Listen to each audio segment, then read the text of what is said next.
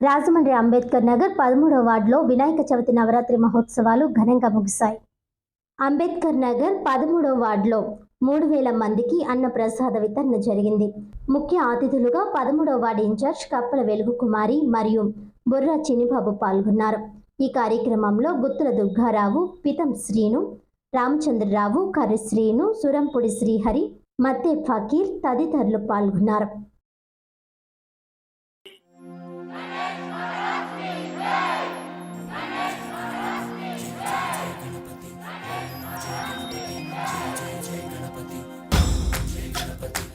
जय जय गणपति जय गणपति जय जय जय गणपति जय गणपति जय जय जय गणपति जय गणपति जय जय जय गणपति